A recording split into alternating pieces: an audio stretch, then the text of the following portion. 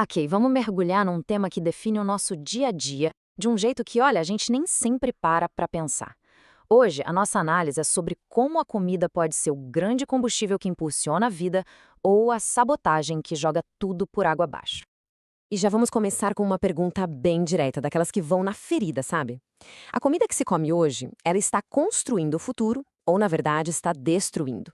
Porque vamos combinar, cada refeição tem um peso, um impacto lá na frente. Olha só como fica claro quando a gente coloca lado a lado. De um lado, a comida como combustível. O resultado? Energia, foco, saúde. Perfeito. Do outro, a comida como sabotagem. E aí vem o quê? Fadiga, desânimo e até doença. No fim das contas, é uma escolha diária entre se construir ou se desgastar. E essa frase, ela é de uma simplicidade, mas de uma força impressionante. Toda garfada que damos é uma decisão. Quer dizer, comer não é algo automático, passivo.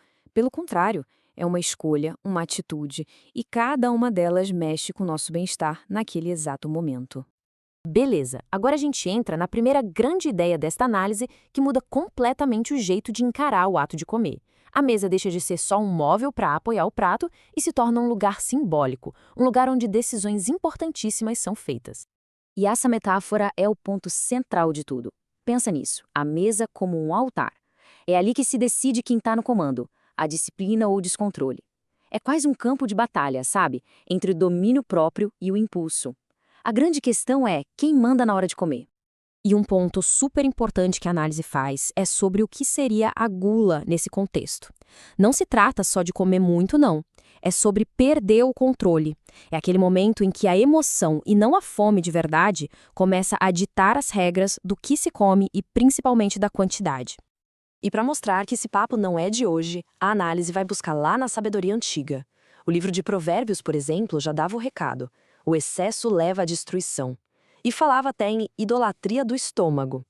Ou seja, esse alerta sobre o perigo do descontrole com a comida, ele existe há muito, muito tempo. E aí vem aquela pergunta que faz a gente parar para refletir. Quantas vezes a saúde de uma vida inteira é trocada por 10 minutinhos de prazer com um prato? É uma negociação que acontece muito mais do que a gente gostaria de admitir, não é verdade? Ok. Já falamos bastante do lado da sabotagem. Agora vamos virar a chave. Vamos sair do negativo e mergulhar no potencial incrível que uma alimentação consciente pode ter. E a base para essa nova perspectiva vem dessa citação também de um texto bem antigo, a ideia de que o corpo é um templo. Poxa, se o corpo é um templo, a nutrição deixa de ser só sobre encher a barriga e vira um ato de cuidado, de respeito, de preservação mesmo. E temos exemplos práticos do poder dessa disciplina. A análise cita a história de Daniel e seus amigos. Eles tiveram a chance de comer toda aquela comida farta do rei, mas fizeram uma escolha diferente. Preferiram os vegetais. O resultado? Ficaram mais saudáveis. Isso mostra que escolher o que nutre não é se privar de algo, mas sim escolher mais saúde e mais força. Então, resumindo essa parte, o caminho positivo é sobre conectar o que se come com um propósito maior. A questão não é só o que está no prato, mas por que está ali. É sobre autocuidado, sobre bem-estar e sobre respeito com o próprio corpo. Tudo bem, a teoria é muito interessante, mas e na prática? Como se faz para mudar?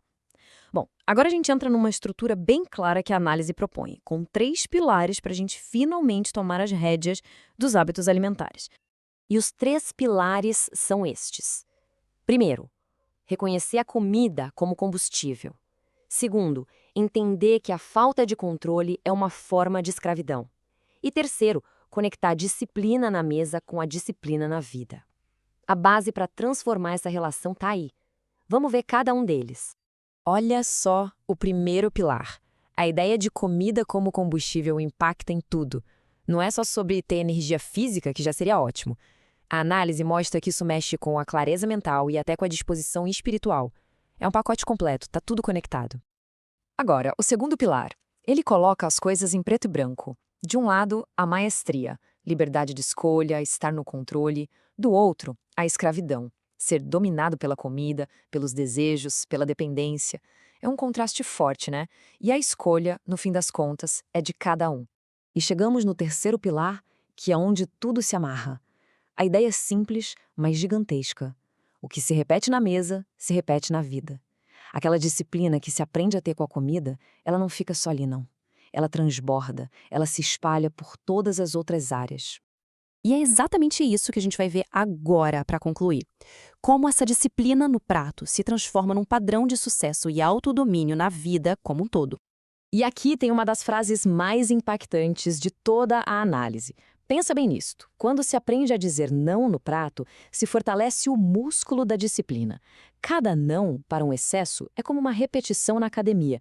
Esse músculo fortalecido vai servir no trabalho, nos estudos, nos relacionamentos, em tudo. Então, o resumo da ópera é este. A proposta é olhar para a alimentação de um jeito completamente novo. Deixa de ser só biologia, só uma necessidade física, passa a ser uma prática com um lado espiritual, uma mentalidade de crescimento, um cuidado com o corpo que tem uma missão para cumprir. E para fechar, fica essa reflexão. O que se coloca no prato decide a qualidade da jornada. Então a pergunta final não é só sobre o que comer no jantar. A pergunta é: que jornada está sendo escolhida? Que tipo de vida está sendo construída? Uma garfada de cada vez?